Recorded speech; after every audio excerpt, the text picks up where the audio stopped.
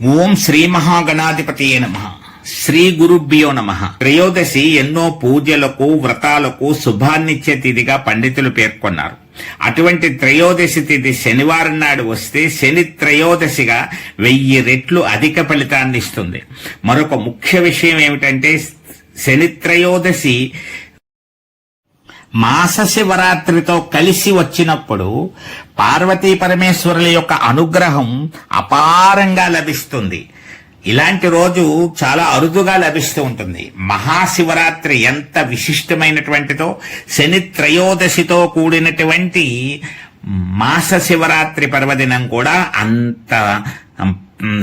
అంత గొప్పది అని చెప్పవచ్చు. అనేక గ్రహ దోషాల పరిహారాలకు ఈ రోజు చాలా అద్భుతంగా పనిచేస్తుంది. ఏలినాటి శని, అర్ధాష్టమ శని, అష్టమ శని, శని మహాదశ వంటివి జరుగుతున్న వారు, శని భగవానుడు అనుకూలంగా లేడని వారి జాతక ప్రకారం భావిస్తున్నటువంటి వారు శని త్రయోదశితో కూడిన మాస శివరాత్రిని వృధా చేసుకోకూడదు. అందరూ సులభంగా చేసుకోదగిన కొన్ని పరిహార మార్గాలను పరసా టీవీ ద్వారా మీకు అందించడం జరుగుతోంది. వీటిలో మీకు వీలైన వాటిని పాటించి శని త్రయోదశితో కూడిన మాస శివరాత్రి యొక్క శుభ ఫలితాలను పొందవలసిందిగా కోరుతున్నాం. ఆ రోజున నీలము లేదా నలుపు రంగు వస్త్రాలను ధరించండి. మీకు అవకాశం ఉంటే నీలం రంగు లేదా నల్లటి తువ్వాలు, దుప్పటి, ఏదైనా ఒక వస్త్రము వంటి వాటిని దానం చేయండి. నల్లటి గొడుగును కూడా దానం చేయండి. బాగా పేదవారికి పాదరక్షలను బహుకరించండి.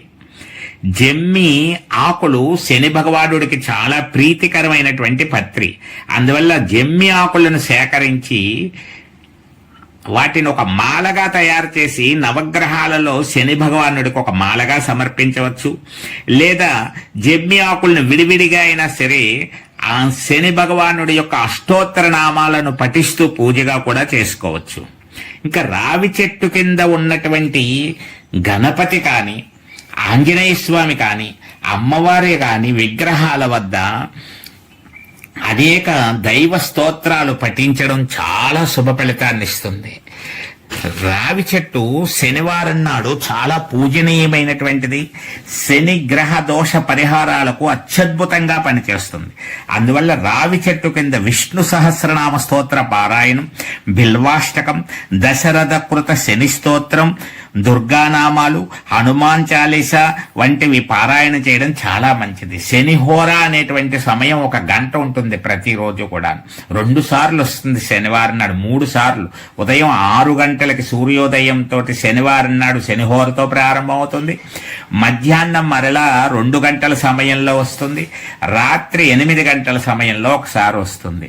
కాబట్టి ఇలాంటి సమయంలో మీకు వీలు కలిగితే అప్పుడు చేస్తే ఇంకా ఎక్కువ ఫలితం ఉంటుంది. శనిహోరలో ఈ శని సంబంధమైనటువంటి శని భగవానుడికి సంబంధించినటువంటి ఏవైనా పారాయణ చేసుకోవచ్చు.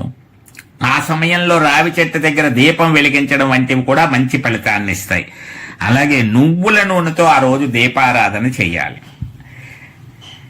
రావి ఆకులను జమ్మి ఆకులతో గణపతికి అష్టోత్తర శతనామాలు పఠించాలి. రావి ఆకులు, జమ్మి ఆకులు 2 శని భగవానుడికి చాలా ప్రీతికరమైనవి. వీటితో గణపతికి అష్టోత్తర శతనామ పూజ చేసి శని భగవానుని యొక్క కృపను కలిగించమని చెప్పేసి గణపతిని ప్రార్థిస్తే చక్కటి ఫలితం ఉంటుంది అని చెప్పబడుతోంది. అలాగే వీలు కుదిరినటువంటి వారు నవగ్రహాలు ఉన్నటువంటి శివాలయంలో అర్చకులతో సంప్రదించి అభిషేకాలు చేయించుకోండి. తైలాభిషేకం అంటారు. ఒక వస్త్రములో, నల్లని వస్త్రములో నువ్వులను మూట కట్టి దానంగా సమర్పించాలి. శివాలయంలో అభిషేకం చేయించుకోవాలి. ఇవి చెయ్యలేనటువంటి వారు అవి జరుగుతున్నప్పుడు చూసి కూడా మంచి శుభ ఫలితాన్ని పొందవచ్చు అని చెప్పబడుతోంది.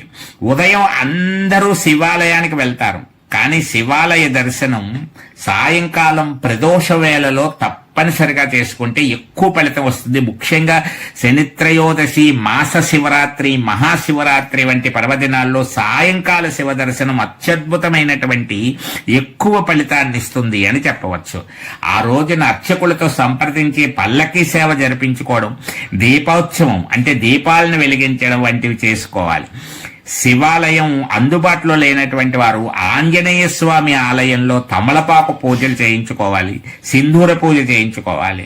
శనివారం నాడు రావి చెట్టు కింద కూర్చుని చేసేటువంటి పూజ కానీ, పారాయణం కానీ, స్తోత్ర పారాయణ కానీ, సత్యనారాయణ స్వామి వ్రతం వంటి పూజలు కానీ అద్భుతమైన ఫలితాలను ఇస్తాయి. రావి చెట్టు కింద లక్ష్మీనారాయణులు స్వయంగా శనివారం రోజు నివాసం ఉంటారు అని చెప్పబడుతోంది. కాబట్టి ఈ అవకాశాన్ని మనం దృష్టిలో పెట్టుకుని శనివారం నాడు రావి చెట్టుకి 11 ప్రదక్షిణలు చేయడం, దీపారాధన చేయడం, రావి చెట్టుకే ఒక పూలమాలను సమర్పించడం, రావి చెట్టుకి విష్ణు నామాన్ని పెట్టడం, ఇవన్నీ కూడా అద్భుతమైనటువంటి ఫలితాన్ని ఇస్తాయి అని చెప్పబడుతోంది. కాబట్టి వీటిల్లో మీకు నచ్చిన వాటిలో ఏదో ఒకటి నల్లటి ఆవులకు కానీ, మేకలకు కానీ ఆహారం పెట్టడం ఇంకా మరీ సులభమైన అద్భుతమైనటువంటి పరిహార మార్గంగా చెప్పబడుతోంది. శనివారం రోజు త్రయోదశితో కూడిన మాస శివరాత్రి కాబట్టి ఉదయకాలం అంతా ఉపవాసంగా ఉండి సాయంకాలం శివాలయ దర్శనం తర్వాత భోజనం చేయగలిగే శక్తి ఉన్నటువంటి వారు ఆ విధంగా చేస్తే ఇంకా విశేషమైనటువంటి ఫలితం వస్తుంది. శివుడికి అభిషేకం చేసిన జలాన్ని శిరస్సు మీద జల్లుకోండి. శివుడికి పూలమాలలు సమర్పించండి, బిల్వాలతో శివార్చన చేయించుకోండి. ఇవన్నీ కూడా విశేషమైన ఫలితాన్ని ఇస్తాయి. ఆంజనేయ స్వామి ఆరాధన కూడా శనివారం నాడు విశేషమైన ఫలితాన్ని ఇస్తుంది. సుందరకాండ వినడం వంటివన్నీ కూడా చేసుకోవచ్చు. కాబట్టి మీరు పరసా టీవీ సూచించినటువంటి ఈ క్రింది పరిహార మార్గాల్లో మీకు వీలైన ఏ ఒక్క మార్గమైనా పాటించి శని భగవానుడి యొక్క అనుగ్రహాన్ని పొందవలసిందిగా